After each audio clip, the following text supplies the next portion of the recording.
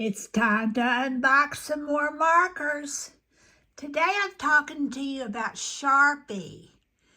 Back in the day, there was one, and I remember this day well, one Sharpie marker, and I can't even find one right now. And it was just the fine tip Sharpie marker. Where did I put that?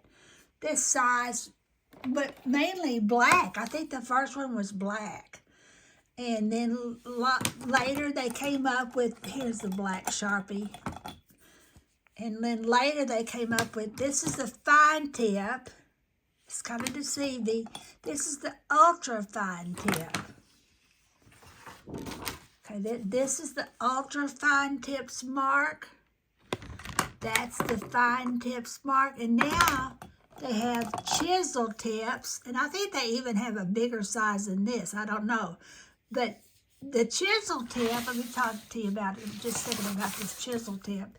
You could either, and I'm not going to be able to pull the tip off. You could either turn your tip to the point and make that fat of a line, which is fatter than this one, or you can turn the tip to the side and color in broad areas. Those are good for designing with magic markers because, especially if you're doing a big piece, because nothing more exhausting than trying to color it all in. So anyway, so those are the chisel tips, and that's a little bit about the difference between the fine tip and the ultra fine, which is sort of deceiving because you kind of want to think that's the fine tip, but that's really the ultra fine. All right, now I ordered a super collection, the ultimate collection of Sharpie markers, and it includes 25. Let's see if I can get this on a flat surface. Come on, be professional. It has 25, let me get it where you can see it the better. 25 fine markers and 20 ultra fine. Now, yesterday I told you all a little secret.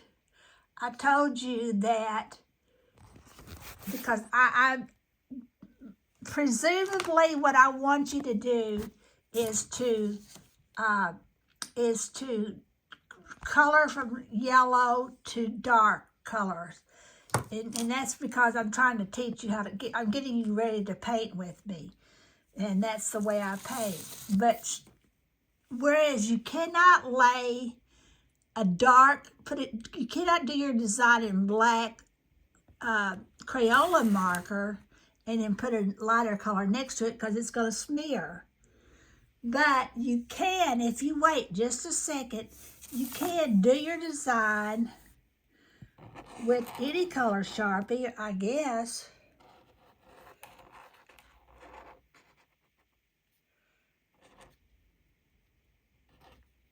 And then you can color, wait just a second. Now that's a Sharpie, and this is a Crayola marker. Okay, let's say I want to color this all yellow. You would never ever get away with that with it by going light up to a darker Crayola marker. You're going to smear, and black is the worst of all. So you can, any of these colors, although I don't want to fight with the tips right now because I'm holding my phone, any of these colors you can put you can make a mark with a Sharpie, either size, with the ultra fine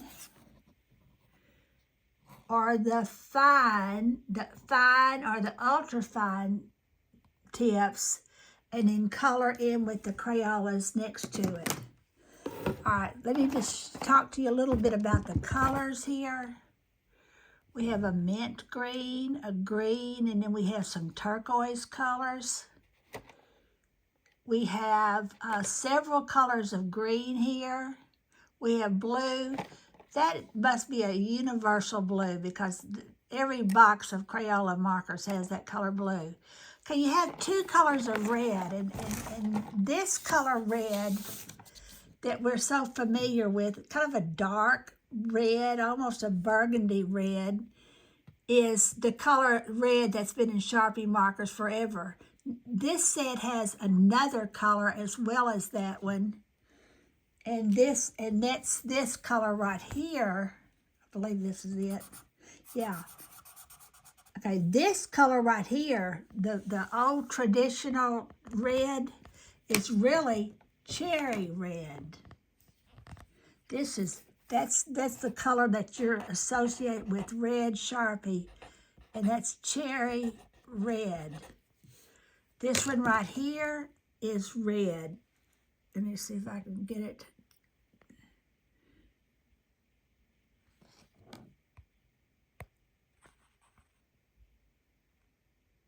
That's one's red and one is cherry red.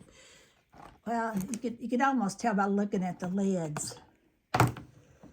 Cherry red is almost an orangey color, and cherry red, which is the one that you've been buying as a red Sharpie forever, is a darker red lid. Now, you can't count on all the lids to be correct for you, but in that one color, Sharpie did you right.